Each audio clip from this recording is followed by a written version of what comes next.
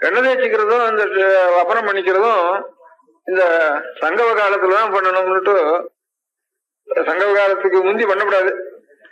Brother அபியக்த தேகஸ்து நிஷ்கிருத்தி நெய்வ வித்தியதேன்னுட்டு சங்கவம் சொன்னா 5 காலம்னு பேரு. இல்ல 6 நாழியில் ஒண்ணும் 5 காலம் தான். பிராத காலம், சங்கவ காலம், மாத்தியான்ய காலம், அபராண்ண காலம், சாயங்காலம் 5 காலம் தான். இந்த பகல்ல 6 நாள் ஒவ்வொன்றுக்கு. 6 நாள்னா ஒரு நாளைக்கு 24 நிமிஷம். 24 நிமிஷம்னா 2 மணி 24 நிமிஷம் ஆகுது. அது 60 24 84 நிமிஷம் ஆகுது ஒரு காலத்துக்கு. அந்த 2 மணி 24 உதயம் முதல் சரியா 30 நாடின்னு கணக்கு பண்ணினா உதயம் முதல் 2 மணி 8:24 வரைக்கும் பிராத காலம்னு பேரு. 8:24 இருந்து 10:48 வரைக்கும் சங்கவ காலம்னு பேரு. 10:40 இருந்து 1:12 வரைக்கும் மாத்தியான்ய காலம்னு பேரு.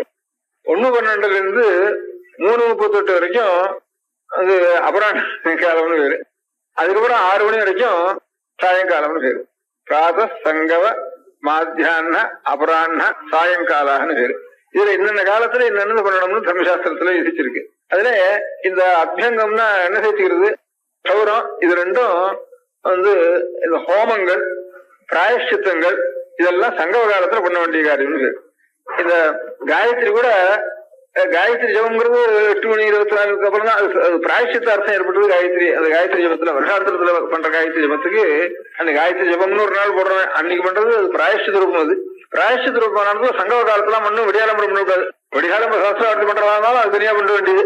பிராயஷ்சித்த ரூபமா ஒரு சங்கல்பம் பண்ணிட்டு பாக்கி இதர நாள்ல பிராயஷ்சித்தம் பண்ணாலும் காயத்ரி ஜபத்தை நீ தவிர பாக்கி நாள்ல ஒரு சில தோஷத்துக்காக பிராயஷ்டத்துக்காக சில காயத்ரி கூட பண்ண சொல்றது அதெல்லாம் சங்கவ காலத்துல பண்ண வேண்டியது.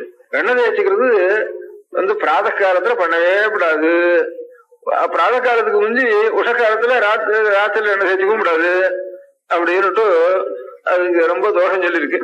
அது இதுக்கு சமானம் அப்படிலாம் தேய்ச்சுட்டா பாக்கி சமயத்துல பாக்கி சுரையரே கல்லு இல்லை இதெல்லாம் உடம்புல தேய்ச்சுட்டா எந்த தோஷமோ அந்த தோஷத்துக்கு சமானம்னு அப்படி எல்லாம் சொல்லியிருக்கு. அப்படி இருந்தாலும் இதுக்கு விசேஷ இது இன்னைக்கு அவன் செத்து போனது நீ கேட்டது அவன் பிரார்த்திச்சுன்றதுனால இந்த உஷக்காலத்திலேயே பண்ணிக்கணும். அது நேர் விபரீதமா ஒரு பசுவை கூட நம்ம ஒரு பிராணியை கூட கொல்லப்படாது. ஆனா யஜ்யத்துல பிராணி ஹிம்சை பண்ணினாலும் தோஷம் இல்லைன்னு சொல்ற மாதிரி நேர் விபரீதம் சொல்ற மாதிரி அதே மாதிரி என்ன தேய்ச்சிக்கவே கூடாது இந்த 8:30 மணிக்குள்ள. ஆனாலும் இந்த இதன்னைக்கு அன்னைக்கு உஷக்காலத்துல தேய்ச்சுட்டு ஆகணும். 6 இருந்தாலும் தேய்ச்சுட்டு ஆகணும்னுட்டு அவன் பிரார்த்தனை பண்ணிட்டான்.